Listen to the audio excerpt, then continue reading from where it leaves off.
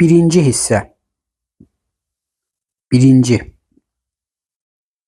Noyabrın axırlarında havaların hələ mülayim vaxtı səhər saat 9-da Peterburq-Varşava dəmiryol qatarı sürətlə Peterburqa yaxınlaşırdı.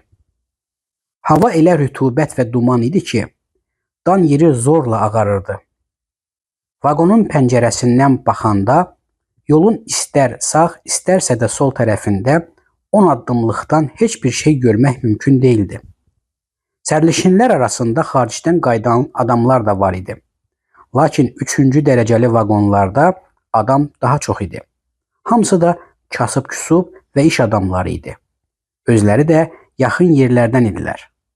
Hamı həmişə olduğu kimi yorğun idi.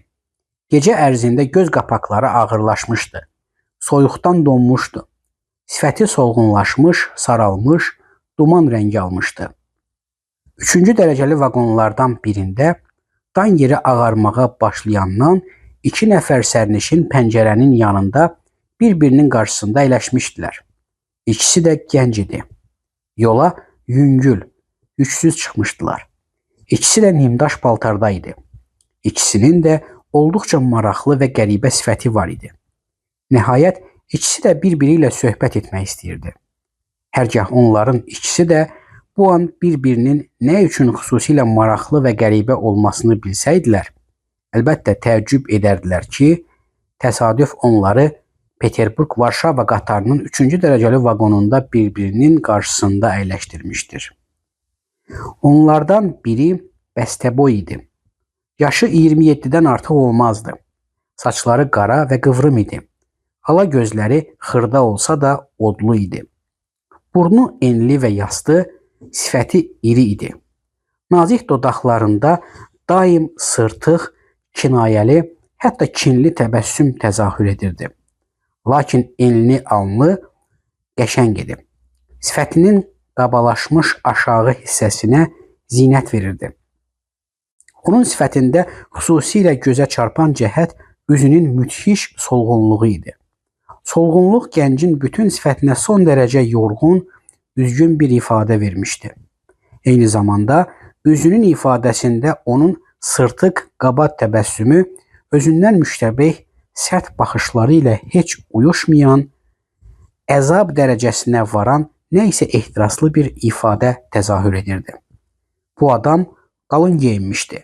Əynində quzu dərisindən gen, qara kürk var idi. Gecə soyuqdan donmamışdı.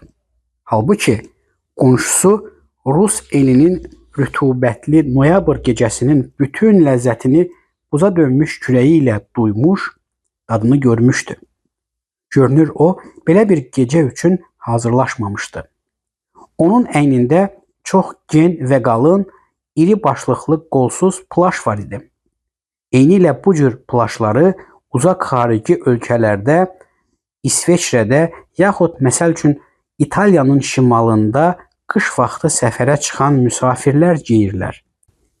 Həm də onlar əlbəttə Edkunindən Peterburqadək uzanan yol qət etmək fikrinə düşmürlər. Lakin İtaliyada işə yarayan, misafiri tamamilə təmin edən şey Rusiyada bir o qədər də əlverişli olmamışdı. Başlıqlı plaş sahibi gənc idi. Onun da 26-27 yaşı olardı. Boydan biraz hündür idi. Lap sarışın idi. Cür saçları vardı. Ovurdları çökmüşdü. Çənəsindəki seyrək itmil saqqalının çoxu ağarmışdı. Gözləri iri, mavi idi. Hər şeyə diqqətlə baxırdı. Baxışları mülayim, lakin gərgin idi. Elə qəribə dolğun baxış idi ki, bəzi adamlar ona fikir verəndə ilk nəzərdən başa düşürdülər ki, bu adam özündən getmə naxoşluğa mübtəladır. Amma gənc oğlan suyu şirin idi. Arıq, solğun və zərif çöhrəsi vardı. İndi isə soyuqdan gömgöy olmuşdu. Əlində köhnə, nazik parçadan balaca boğça var idi. Görünür, onun bütün var-yoxu bu boğçada idi. Ayağına ştibleti olan qalın padoşlu başmaq geyinmişdi. Heç bir şeyi rus sayağı değildi. Onun yaxası düyməli, kürk giymiş qonşusu bekarçılıqdan bütün bunlara fikir vermişdi. Nəhayət, bəzən yaxın adamın uğursuzluğunu görəndə məmnunluq duyaraq ədəbsizcəsinə saymayanalıq ifadə edən nəzakətsiz təbəssümlə soruşdu. Üşüyürsünüz? Bu sualı verib çiyinlərini çəkdi. Qonşusu fövqəladə məmnuniyyətlə cavab verdi. Yamanca soyuqdur. Hava hələ biraz mülayimdir. Bəs şaxta olsa nə olardı? Mən heç güman etməzdim ki, bizim ölkəmiz belə soyuqdur. Yadırğamışam. Xaricdən mi gəlirsiniz? Bəli, İsveçrədən. Pah, gör ha. Qarasaçlı fit çalıb qəhqəhi ilə güldü. Söhbət başlandı. İsveçrə plaşı geymiş sarışın, gəncin öz qaraşın qonşusunun bütün suallarına məmnuniyyətlə cavab verməsi təəccüblü idi. Özü də ona verilən bəzi sualların son dərəcə laqeydliklə yersiz və mənasız verilməsindən heç şübhələnmirdi.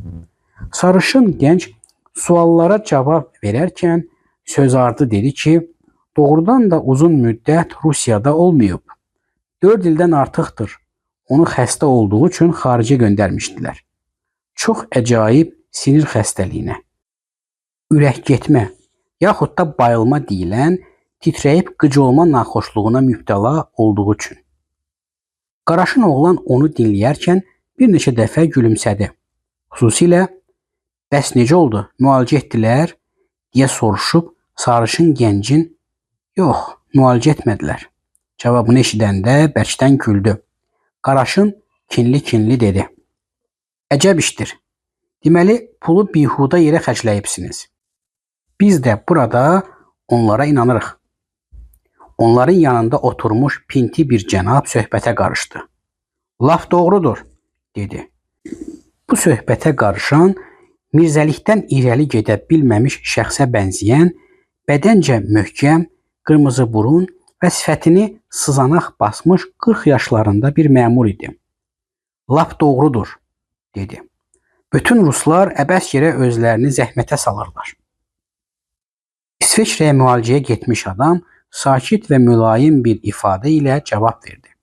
Yox, siz mənim məsələmdə səhv edirsiniz. Əlbəttə, mən mübahisə edə bilmərəm. Ona görə ki, hər şeyi bilmirəm. Lakin mənim yoxsul həkimim buraya gəlmək üçün mənə öz cibindən yol pulu da verdi.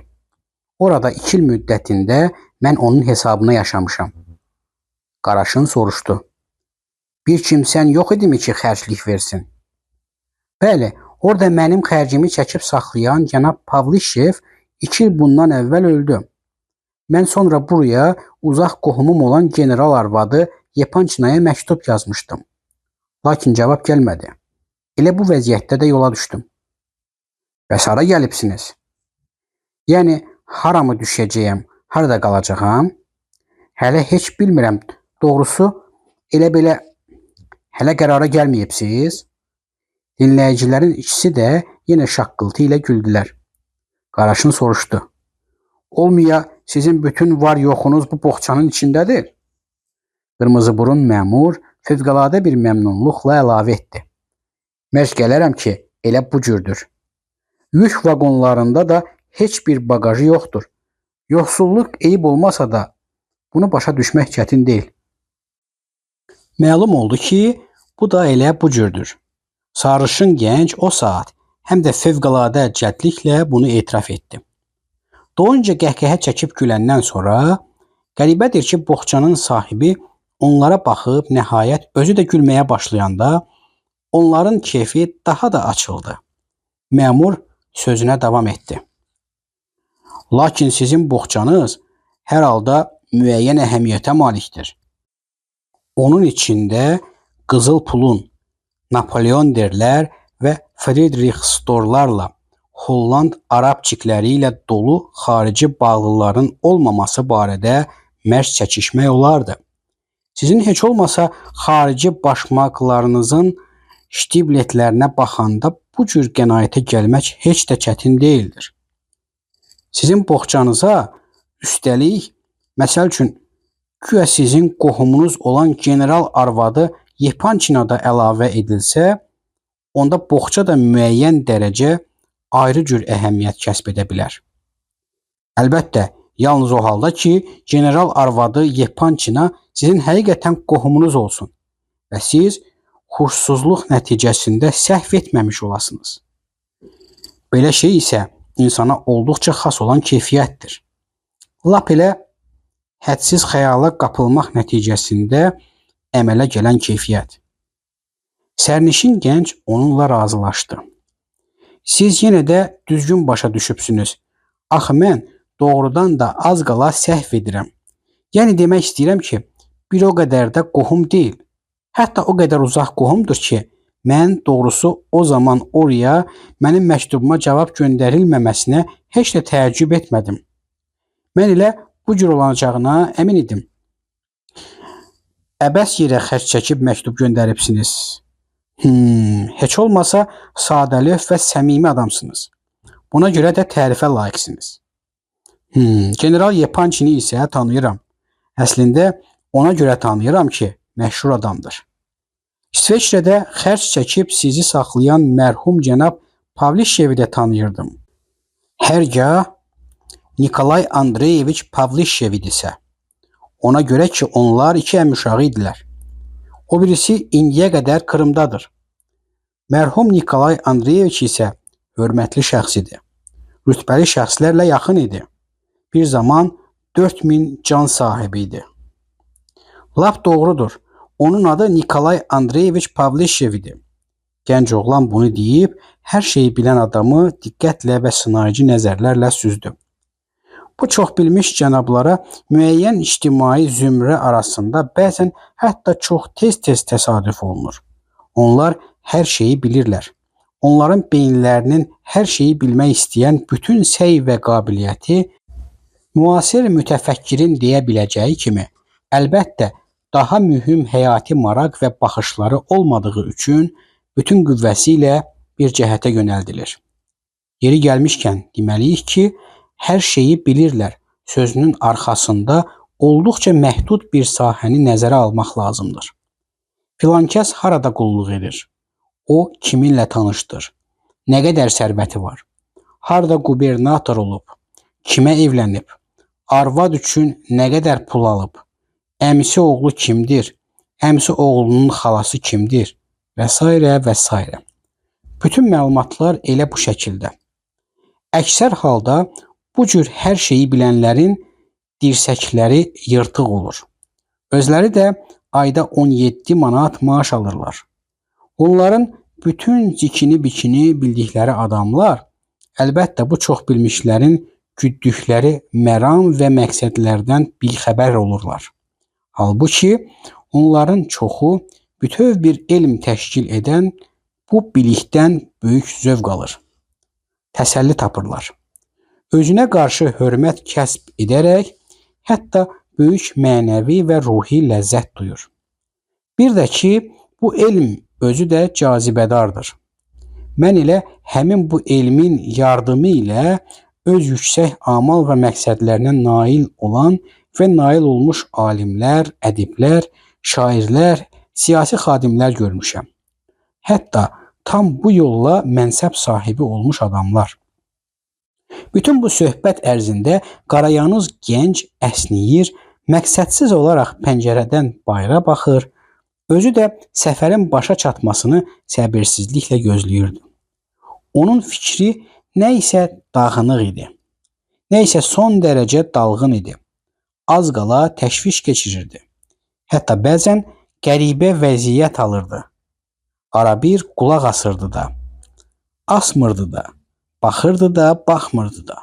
Gülürdü, amma bəzən heç özü də bilmir və başa düşmürdü ki, nəyə gülür. Sızanaqlı cənab birdən əli boğçalı sarışın gəncə müraciət edərək soruşdu. Müsaadənizlə kiminlə söhbət etmək şərəfinə nail olmuşam? Sarışın gənc məmnuniyyətlə və dərhal cavab verdi. Knyaz Lev Nikolayeviç Mışkin. Məmur fikirli-fikirli cavab verdi.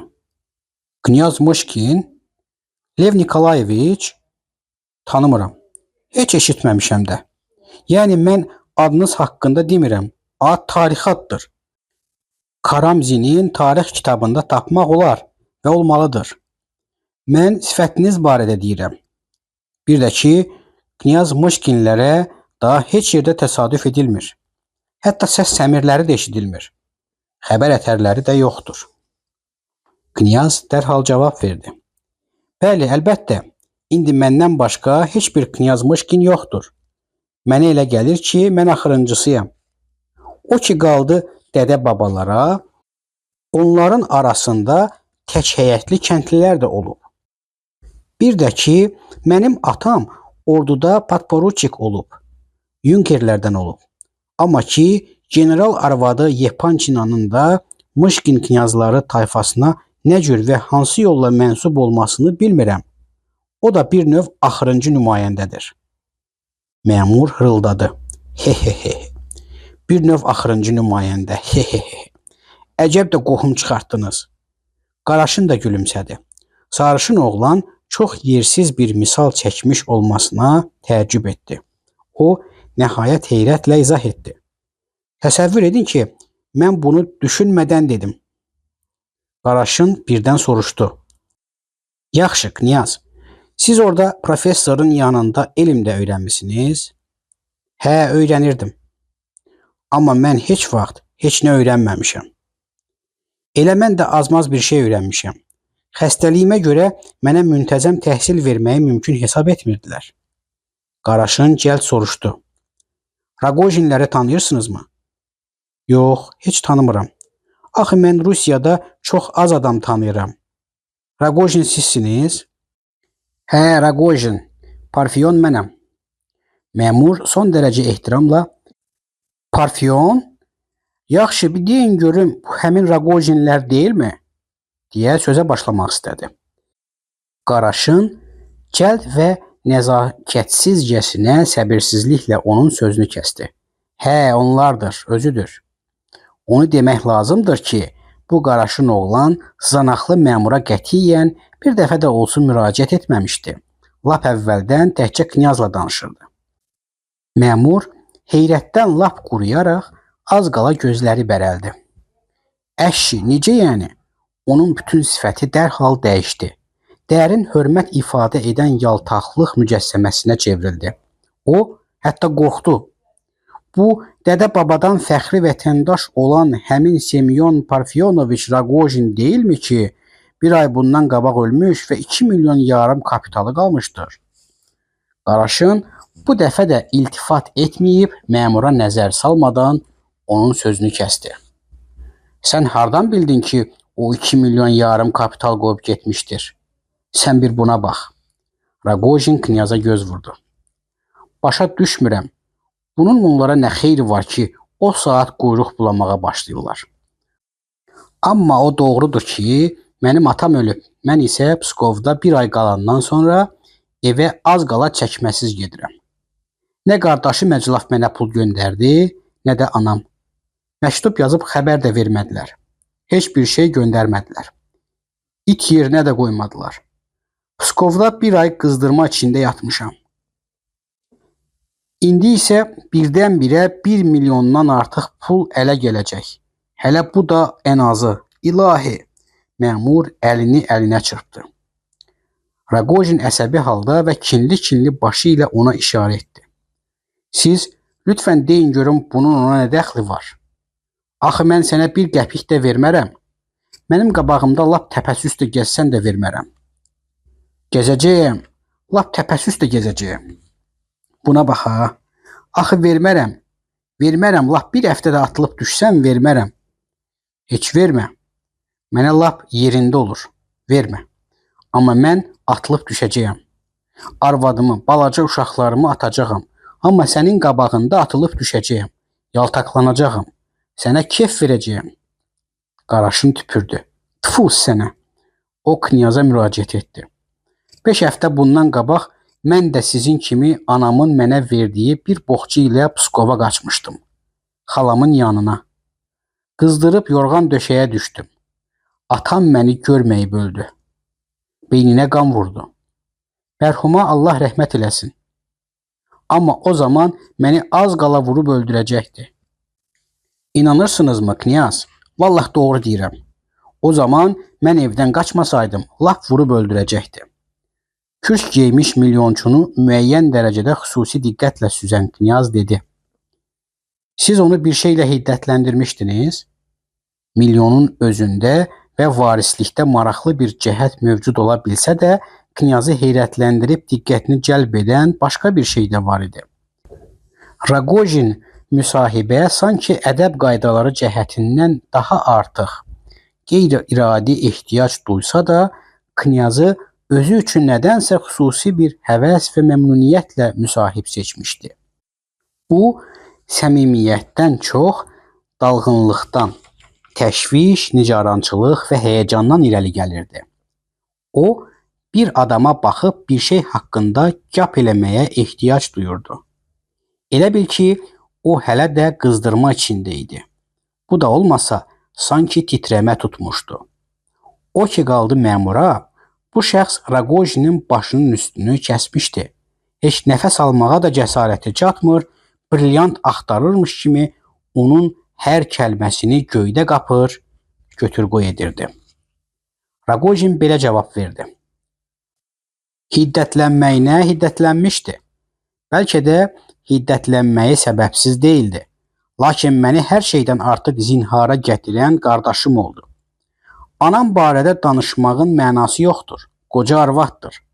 Dini kitablar, müqəddəs salnamələr oxuyur. Qarılarla oturub durur. Qardaşım Senka nə desə o da olmalıdır. Amma o mənə vaxtında nə üçün heç bir şey bildirmək istəmədi? Biz bunu başa düşürük. Bu doğrudur. Mən o vaxt huşumu itirmişdim. Deyirlər ki, güya telegram göndəribmiş. Telegram gəlib xalamın əlinə düşüb.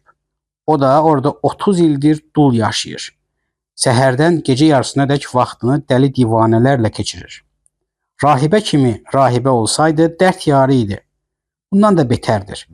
Telegramdan qorxub heç açmır da. Aparıb verir polis şöbəsinə.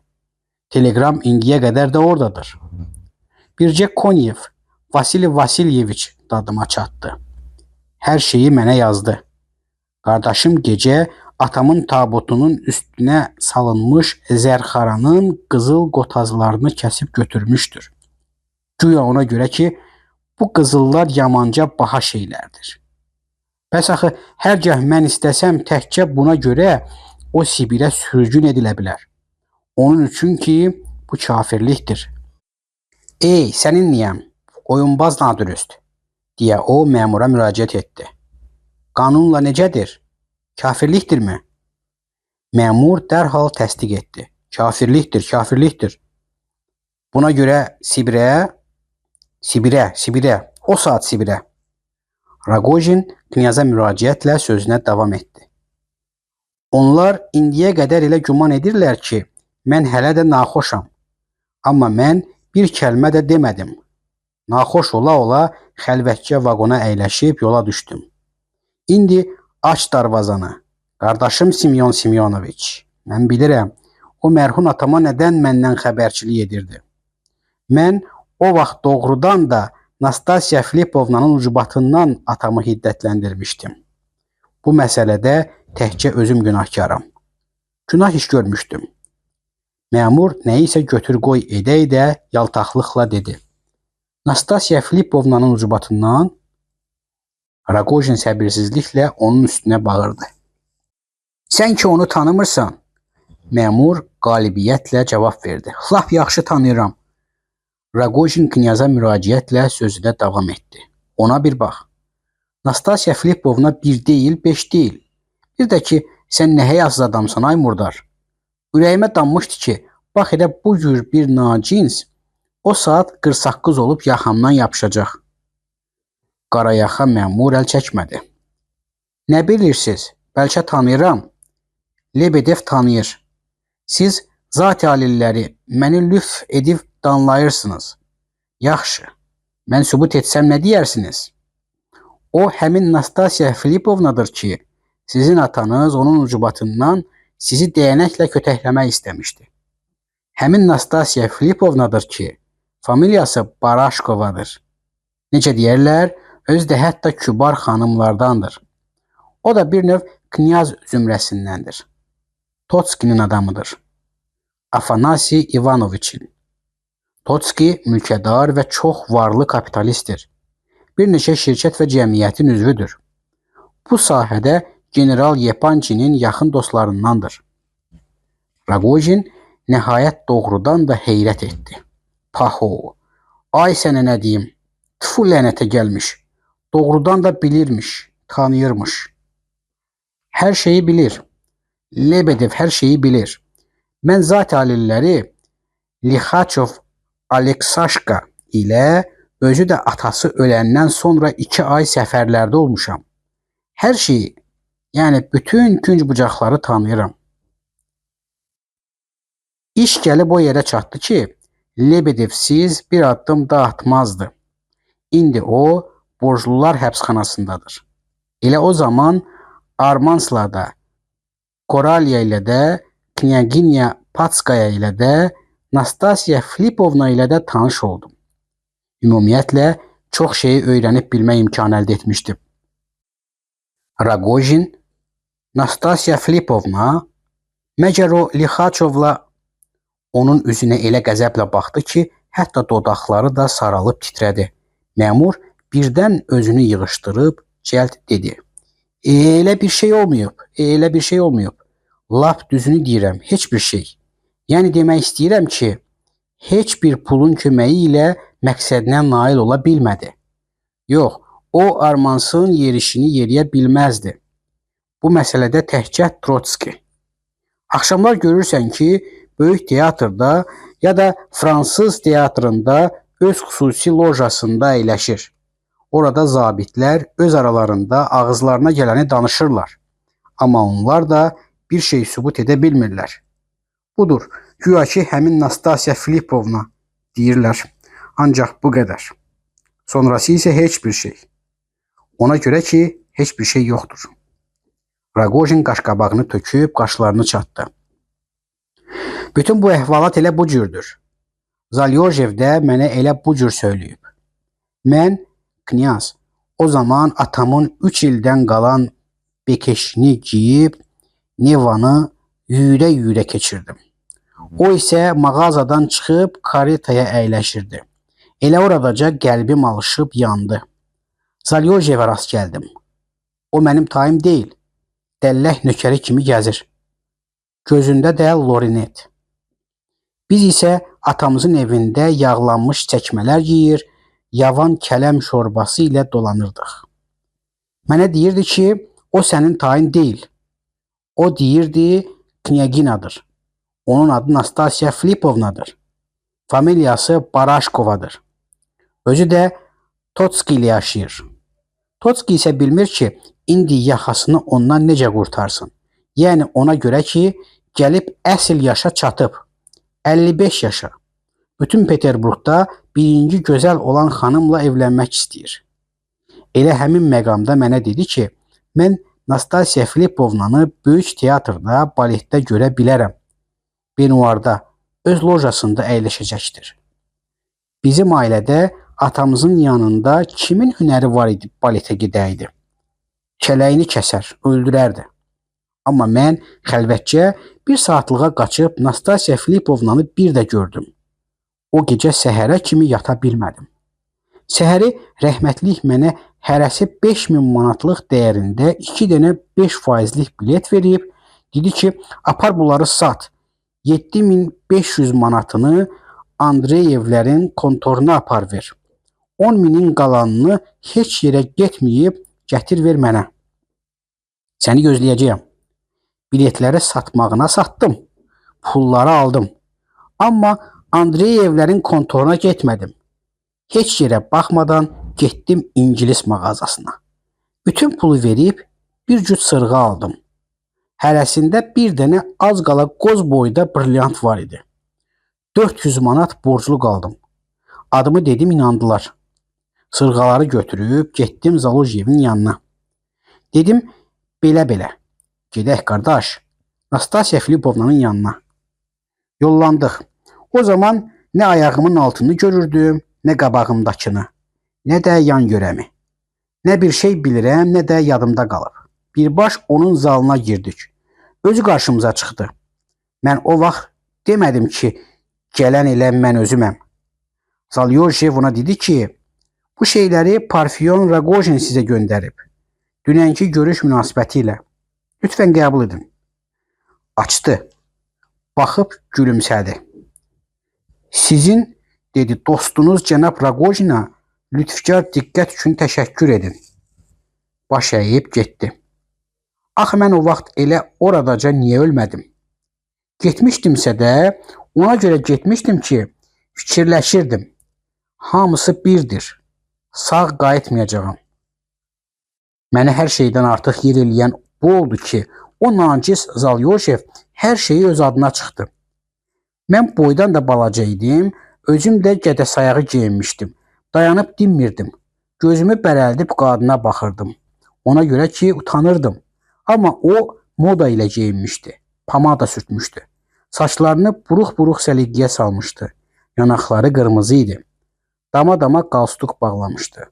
Arvadın qabağında özünü göstərir, dəridən çıxırdı ki, yəqin ki, Nastasiya Filipovna elə güman etmişdi ki, Ragojin odur. Biz oradan çıxan kimi mən ona dedim.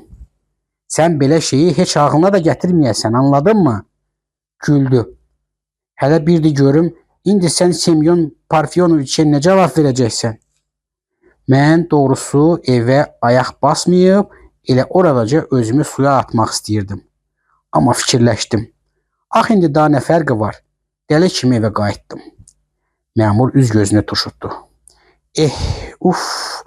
Hətta canına titrəmə gəldi. Axı mərhum nəinki 10.000 manat, 10 manat üçün də adamı o dünyaya göndərərdi, deyə o knyaza müraciət etdi. Knyaz Ragojinə maraqla baxırdı. Sanki bu dəqiqə rəngi daha çox qaçmışdı. Ragojin təkrar etdi. Göndərərdi. Sən hardan bilirsən? O knyaza müraciətlə sözünə davam etdi. Hər şeydən xəbər tutdu. Elə Zalyorjev də qabağına çıxana danışmışdı. Atam məni aparıb yuxarı otağa saldı. Qapını bağladı, bir saat öyüd nəsihət verdi. Mən, dedi, səni hələ hazırlayıram. Mən gecə gəlib səninlə vidalaşacağam. Sən necə bilirsən? Ağsaqqal gedir Nastasiya Filipovnanın yanına.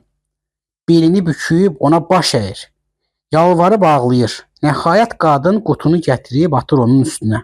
Al, deyir. Götür, qoca çafdar. Bu da sənin sırğaların. İndi onların qiyməti mənim üçün 1-ə 10 qat artıqdır. Ona görə ki, Parfiyon onları belə bir təhlükə altına alıb gətiribmiş. Parfiyon Semyonoviçə salam söylə, deyir. Ona mənim təşəkkürümü yetir. Mən isə bu zaman anamın xeyir duası ilə Seryoşka Patruşindən 20 manat alıb qatarla Pskova yollandım. Oraya çatanda titrəmə tutmuşdum. Orada qarılar dua oxuyub məni sağaltmaq istəyirdilər. Mən sərxoş halda oturmuşdum. Sonra da meyxanalara gedib olan qalan pulumu da xərclədim. Bütün gecəni huşsuz halda küçədə yatıb qaldım. Səhər qızdırma başladı. Gecə məni itlər də didişdirmişdilər. Zorla özümə gəldim. Məmur əllərini ovuşdura-ovuşdura xırıldayırdı. Hə, indi görərik. İndi Nastasiya Filipovna dayansın bizim qabağımızda. İndi, cənab, sırğa nədir? İndi biz elə sırğalar verək ki, gəl görəsən. Ragojin məmurun əlindən möhkəm yapışaraq bağırdı. Sən Nastasiya Filipovna barədə bir kəlmə danışsan, ağzından söz qaçırsan, and olsun Allaha, səni kötəkləyəcəyəm. Sənin Lixaçovla səfərlərin bihudə olmayıb. Kötəkləsən, deməli ki, məndən üz döndərməyəcəksən. Kötəklə. Döydüyün o deməkdir ki, məni istəyəcəksən. Hə, gəlib çatdıq. Doğrudan da vağzala daxil olurdular. Hərçənd Ragojin deyirdi ki, xəlvətcə yola düşüb, amma vağzalda onu bir neçə adam gözləyirdi. Onlar qışqırır, Ragojinə baxıb papaqlarını yellədirdilər. Ragojin onlara qürur və təkəbbürlə Hətta bir növ qəzəbli təbəssümlə baxa-baxa mızıldandı. Paho, Zalyojev də buradadır. O birdən knyaza sarı döndü. Knyaz, heç bilmirəm nə üçün sən mənim çox xoşuma gəlibsən. Bəlkə ona görə ki, sənə belə bir anda rast gəlmişəm. Bəs axı ona da rast gəlmişəm. O Lebedevi göstərdi. Bəs axı o mənim heç xoşuma gəlmir. Gələrsən bizə, knyaz. Biz o ştibletləri sənin ayağından çıxararıq. Mən sənə əla bir dələ kürkü geydirərəm. Sənə ən birinci frank tikdirərəm. Ağ jilet ya da hansından istəsən hazırlatdıraram. Cibini pulla dolduraram. Özümüz də gedərik Nastasiya Filipovnanın yanına. Gələrsən ya yox? Lebedev təkid və sevinclə əlavə etdi. Razı olun, knyaz Lev Nikolayeviç. Ay aman, fürsəti əldən verməyin. Amandır, əldən verməyin. Knyaz Mışkin ayağa qalxdı. Ragojinə nəzakətlə əl uzadaraq mehribanlıqla dedi. Böyük məmnuniyyətlə gələrəm. Məni xoşlamağınıza görə sizə ürəkdən təşəkkür edirəm. Hətta macal tapsam, bəlkə də günü bu gün gələrəm. Ona görə ki, sizə açıq deməliyəm. Siz də mənim çox xoşuma gəldiniz. Xüsusilə brilyant sırğalar haqqında danışanda. Siz qaşqabaqlı olsanız da, mənə sırğa əhvalatından qabaq xoş gəlmişdiniz. Mənə vəd etdiyiniz paltar və küs üçün də sizə təşəkkür edirəm. Ona görə ki, biraz sonra mənə həqiqətən paltar və kürk lazım olacaqdır. O ki qaldı pula, bu saat mənim bir qəpik də pulum yoxdur. Pul olacaq. Axşam olacaq. Gəl. Məmur cəld dedi. Olacaq. Olacaq. Axşam. Hətta ikindi çağ olacaq. Yaxşı, knyaz. Bir deyin görüm, qadın tayfasından çoxmu xoşunuz gəlir? Qabaqcadan deyin. Mən yox. Axı mən, siz bəlkə bilmirsiniz. Axı mən anadan gəlmə naxoşluğuma görə qadın nə olduğunu bilmirəm. Ragojin dedi. Bir halda ki belə deyir, onda knyaz elə çıxır ki, sən lap qələndərsən. Öz də sənin kimiləri Allahın xoşuna gəlir. Məmur onun sözünü təsdiq etdi. Belələri Allahın xoşuna gəlir. Ragojin Lebedevə dedi. Sən gəl dalımca, məmur. Üçü də vaqondan çıxdılar. Lebedev nəhayət öz məramına çatdı. Biraz sonra hay-küylü dəstə Voznesenki küçəsinə sarı yollandı. Knyaz Liteyni küçəyə tərəf dönməli idi. Hava rütubət idi. Yağış yağırdı. Knyaz yoldan ötənlərdən xəbər aldı. Məlum oldu ki, gedəcəyi yerə qədər 3 verst yol var. Knyaz fayton tutdu.